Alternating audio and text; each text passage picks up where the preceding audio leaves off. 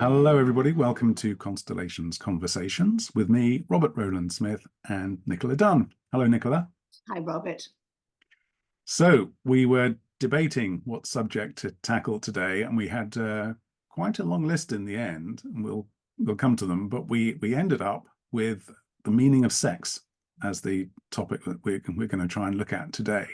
We've talked about looking for love before, and we may have sort of touched a little bit on the subject of sex as well in other episodes or podcasts or videos in this series, but we wanted to look specifically at this. And we arrived at this title, The Meaning of Sex, because we'd been talking about the role of affairs, for example, in constellations or in the system, and what role the two parties, or indeed three parties involved, might have in relation to one another. And then you, Nicola, had mentioned this phrase, or raised the question, does sex even have a meaning? Because for some people, when they're trying to downplay an affair they've had, they might say, it meant nothing to me, which is a phrase you cited, I think, in our last conversation. So I think it's worth thinking about, because I think in what I remember reading the work of Bert Hellinger, for him, sex nearly always implies a bond of some kind. You can't have sex with somebody and for it not to leave a sort of connection of some kind. So the idea of casual sex in systemic work would seem to be not particularly relevant, and yet we know where we are in the world at the moment. That obviously an awful lot of casual sex takes place. Although it would seem to me that we can look at this a little bit generationally as well. So this might be one way into thinking about it, at least. If we break things down, say, into 4 generations, so this would be our parent, we're roughly the same age, Nicola, our parents' generation, our generation, our children's generation, which is sort of 25 and up, and then, the very young, early, the early adults, I suppose, let's call them, up to about 25. We think about those 4 generations. Maybe there are different attitudes to sex in those different generations. And if we break it down like that, I'd say for my parents' generation, sex does have a meaning. And actually, the number of sexual partners would have probably been relatively low for most people. And certainly plenty of cases of, marriages lasting for life and one or at least very few sexual partners. So that's maybe an oversimplification, but I think it's more or less true. I think our generation, Nicola, is sort of a bit of an in-between generation where there's a bit of a hangover of that sense. Like, you wouldn't have, obviously there are people in our generation who are very promiscuous, but I think there's still a bit of a hangover of that sense that sex is still meaningful, and casual sex probably isn't that wholesome. And even if you're having a lot of casual sex, you probably don't feel great about it. So I think we're a little bit in an intermediate phase there. I think for the generation below us, 25 to, 40 or something like that, 35, I don't know, it's a bit that sense of guilt attaching to casual sex seems to have, not for everybody, of course, it's a massive generalization, seems to have been shed a little bit. So people are easier with casual sex. So the meaning of sex has become maybe worn down a little bit. Sex can be seen as a bit, maybe not meaningless, but certainly carrying less of a moral weight around it. And then the kind of the youngest generation, early adult, up to that 25-ish mark, for whom, one reads, it seems, sex is happening less, there's more anxiety, there may well be casual sex, but sex seems to have a meaning, partly because it's so much more bound up with questions of identity and who you are, and perhaps a kind of loss of confidence socially as well, despite, or maybe because of, social media platforms and all the pressures that come around sex through those. So that might be one way into this discussion. Yes, very good, thank you. And I just want to say also, I think in that sort of historical overview, of course, men and women were viewed differently, and sexual experience for men and women was viewed as as different. So, I mean, the question, does sex have meaning? Obviously, it's a personal question. Mm.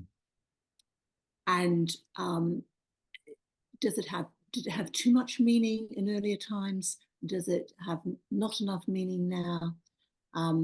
I think in a constellation, we will see, which I think is interesting, we take that idea of kind of the affair, that the meaning can be different for either partner. So it could have been something casual, kind of physical relief for one partner, and for the other, there can have been a bonding experience. Mm. And the implication for that in constellations is that the one who had the bonding experience, who might be the other, not the direct family member, those wishes remain in the system. Mm. And in the sense, we see that sometimes in constellations too, where there was, in past times, an engagement, which was a big deal, Mm. and then the end of engagement, or there was a marriage that ended promptly, that there was a desire, for procreation, which, has been one of the original reasons for sex. Mm. Was about procreation rather than pleasure or relief, as it might be now. Mm. And that desire remains in the system and then can capture a member of a later generation. Mm.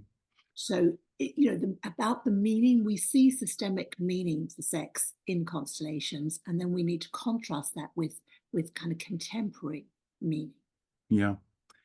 In the most classic version of Constellations, again associated with Bert Hellinger, to pick up your point about procreation, the meaning of sex becomes profound through procreation because it connects us to life itself and to the flow of life. Now, there are all sorts of reasons for taking issue with that classic view, because it's, to use the phrase, highly heteronormative. It's generally speaking about a man and a woman making babies. It's even a kind of Catholic view of the world, capital C. So there are all sorts of reasons for being hesitant about taking that on board. But I think in a classic constellation, that's the meaning one's bearing in mind when it comes to sex, that there may be a relationship between sex and life itself, even though plenty of sex happens without procreation. And of course, in same-sex relationships, very challenging, to say the least, for that to happen. But nevertheless, even if there isn't an existential meaning for sex, as in it connects to the flow of life, which it may well do in the case of procreating partners, it's not nothing. And I think what we're looking for in a constellation is to get a measure of how much the bond created in sex needs to be included or not. So I think that's the kind of nuance we're probably looking for.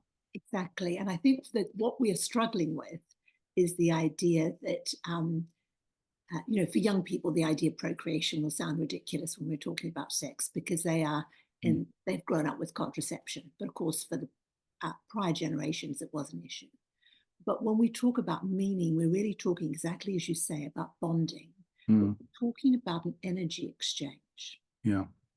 And I think we sometimes believe that we can control that energy exchange, that we can have sex and be closed, and be robotic or whatever, or we can open ourselves, that we're in charge of that. But of course, in another way, you're both diving naked into the river. There's energy that's between the two of you, and actually the bonding will be what the bonding is. Yeah. It's not actually a cognitive thing. It's not a cognitive thing. And I like your phrase, the energy exchange, in very strong brackets. I read a book a couple of years ago, which is now a classic of 20th century literature. It's called On the Psychology of Military Incompetence. It's quite an amazing book. One of those one-offs, really. Anyway, the author, whose name I don't remember, describes warfare as an exchange of energy. So there's a... Well, and that's quite interesting because, there can be a level of aggression. Yeah, exactly. Primal aggression in sex. So, yes, so maybe a lot of the things we find fascinating in life involve an energy exchange. Yeah. At risk, because obviously historically there was a risk of, you didn't, particularly a woman didn't have sex without the idea I could get pregnant here. So Yeah. I either want that or I don't want that. Mm. So there's a risk in terms of creating life, whether you do or don't want to do it. There's a risk in terms of whether socially the type of sex you want to have is accepted at that time. But with same-sex relationships, there's a risk of falling in love. There are a lot of risks in having sex, and matched with an equal drive. Yeah, there's another risk, I think, which comes through this phrase you've given us about energy exchange in sex, which is that there may be an assumption going into having sex with somebody that the exchange will be equal. And now it could be, if it is it could be we both agree this is a one-night stand, that's all it is, and that's how we go into it. Yeah. Conversely, it could be, we're falling in love, this is the first time we've had sex, we're both giving a lot in this, so the give and take is ratcheted up. Yes. But in both cases, although very different, it's kind of equal. The problem arises, of course, when there's a mismatch. That for me, this is more about, the relief of physical tension. Yeah. For you, this is a gesture of opening, rapprochement, meaning, and so on. And I think that's, sorry? Yes, deepening. I would deepening. Say Exactly, yeah. Exactly. And I think that's where the issue arises, isn't it? The potential misalignment, that's the risk of misalignment. Exactly. And possibly there's more misaligned sex than there is confluent sex. Yeah, that's probably true, isn't it? And hard for that to be completely matched. Exactly. And also because there is also sometimes a mismatch of desire. Someone is thinking 35, 40%, someone is thinking more. And I think the kind of verbal negotiation around sex, once again, cognitive, is about persuading to ensure that it happens. Well, indeed. And it gets caught up with the economy of the relationship more broadly in terms of what we're trading. You pick up the kids, I'll give you sex. Yeah, or if someone wants to have something extra to their current, partnership, and they're maybe near to our age, they won't necessarily say, I just want this to be a physical relief. They're going to say, I find you very beautiful and I can't stop thinking about you. But it's all that movement towards ensuring that there is an exchange. Yeah. But motivations could be quite different. The unconscious wishes could be different. Yeah. And those are the things that will show up in a constellation. Yeah. It's surprising to me that sex doesn't come up more in constellations, and it could be because people are embarrassed about it. And I do my work mainly in this country, which is still a tiny bit prudish about things. But it does come up a bit. And I was trying to think of some examples around this notion of the meaning of sex.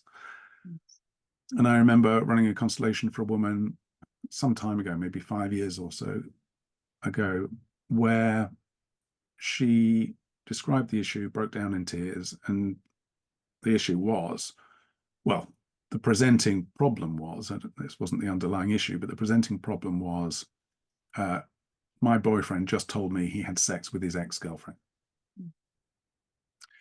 And he had come back with it was a blip, it was a mistake, I'm sorry. He didn't say it didn't mean anything because it was his ex-girlfriend, of course. But to her, the issue holder, this was devastating, because not least because they were at a phase in their relationship where they'd got beyond the we like each other, we fancy each other, and so on, and we're getting into this could really be something phase. And so for her, this was like him putting the brakes on or subverting or sabotaging the relationship in some way. And that's certainly how she had read it. So it was interesting. It's not that is there meaning or is there not meaning? It's what meaning does it hold for each party? In their case, for the woman, this was what this meant was her boyfriend was not coming on the journey with her any longer because he'd slept with his ex. For the boyfriend, and we set this up in the constellation, it wasn't really that. It was more, of course, there was a hidden entanglement, that just needed resolving before he could move on in the new relationship. So, we have different meanings, not just is there meaning or not. Yes. And it is interesting that we often, in contemporary life, sexual pleasure, what people like, what they don't like, a lot of that is discussed, but not the meaning that the exchange potentially has or could have. So we don't really talk about meaning. We don't really talk about meaning. Let me give you another example of that. Completely different. Again, in the constellation from many, many years, even longer ago, about 8 years maybe ago, in which a woman was talking about her spiritual life and wanting to get closer to God, actually. And as part of that, she was, meditating at hours every day, hours and hours. I mean, I can't remember how long, but I got the impression this was, almost all consuming. It's like an addiction, actually. And it came out. No, in fact, I just had a sort of hunch. That's what it was. As we were talking in the opening conversation, I asked her about her sex life. And she was married. And she said, oh, no, we don't have a sex life. No, we haven't had sex in years. We don't do that. We love each other. It's very nice. But, that we don't do that thing. What transpired in the constellation, to cut a long story short, was that all this meditating was a form of control and, yes, sort of setting boundaries for herself, really. And it was, for some people, meditating is a kind of being in tune with the universe or a relaxing thing. For her, it was just discipline, essentially. And the purpose of the discipline was really to exert control. And that's exactly what she didn't have in sex. It was just an uncontrolled environment. So what sex meant to her was anxiety and chaos, essentially. Yes. And that's why they'd reached this arrangement. And letting things in that she might not want. Exactly. So I've was witness to a constellation. I wasn't running it, but to a man, but it's a sort of case that I might come across often, either in therapy room or outside. And this man, I think, was about 75. And he came with the idea that he'd had, I don't know, let's say 1,000 partners. Gosh. And she says, if you count up and do the sums, it is possible. Right. You put a bit of effort in. And he said, and I don't understand why I'm never satisfied, why it always has to be a new one and a new one. And the constellation proceeded, and it was a movement towards his mother, of actually connecting into his mother, actually receiving his mother, which does require a kind of openness and a sense of safety, and allowing his mother to receive him. And he was at the end of the constellation, his sort of head was in his hands, and he was saying, you mean I've been chasing all these women just to try and find my mother? And so I know this might seem, it's a psychotherapeutic version of it, but we do come across people who have many, many, many partners and are unsatisfied by it. If they're happy, totally fine. It's not an issue. But if they're unhappy, it's not about the partners. It's not about the bonding, the connection, the original, because the original love for all of us is our mother. She's our first love, for better, for worse. And she lays down, the mosaic of the original imprint. And then we just trace our fingers over that many, many times later. with different partners, and maybe we get to reclaim a bit more of it through what are good and satisfying relationships. Mm, But I think it does take us back to that place. mm. That's so beautifully put, Nicola. Thank you for that. The case of the man with 1,000 partners obviously has a connection to the idea of sex addiction and other addictions. Mm. And I think, speaking of mothers, I think Hellinger talks about alcoholism as related to some problem with breastfeeding, essentially in early life, that there isn't, that the need hasn't been met. The variation on that I've seen in with now with addictions, and I've seen, had done a couple of sex addiction constellations. I'm sure you've had similar things too. It's sort of related to that, where in a constellation, sometimes you'll have somebody kind of just staring at a spot on the floor, and they become very kind of preoccupied with it, and just I can't stop looking down at this thing on the floor. And often I'm sure you'll do this too, we'll put in a representative for what that thing might be in order to try and manifest it, essentially, because essentially it's an emptiness, it's a gap. And without being too heavy about it, I've noticed a few times that is connected with death in some way, that there's a real sense of mourning or loss, and it might be the loss of an individual. And so what the addiction is trying to do, in a way, is to fill the hole, fill the gap, supplement that loss in some way, and get back or reclaim something. So it's a bit connected to your point about the man trying to get back to his mother. But I've seen it more expressly connected to people being in contact with somebody who's passed away, actually, and trying to restore that relationship in some way. Yes. So I think I probably, just as a side note, would say I'm not sure about alcoholism and breastfeeding. No. Maybe a little a fence too far for me. Yeah. But what I would say is I think I agree with you that it's interesting to reflect on the meaning of one's own sex life and how that might be impacted by one's relationship with one's mother or father, the sex life of one's parents, one's grandparents. And the one thing I think we would maybe both agree on is that in that Constellations via Bert Hellinger, they do respect sex in a sense that rather than seeing it as, I don't know, somehow a sidebar or something unpleasant or difficult, it is elevated, I think, within the constellation world as having a range of meaning and being potent. I think that's the one thing I've taken from constellations, is they see that sexual exchange as having a potency. Yeah. Yes, it does have a potency. And again, not necessarily because of existential reasons, not necessarily because it carries life, as we talked about before, Yes. but because I'm thinking of this, it's a random connection, but a poet called J.H. Prynne. But anyway, he has some thoughts about this. It is the most sort of physically, close we can be to another person. Yeah.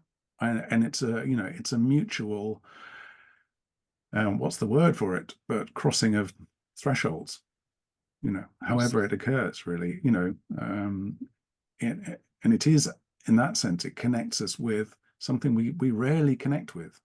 Yeah. And we become a third energetic form together. Yeah, exactly.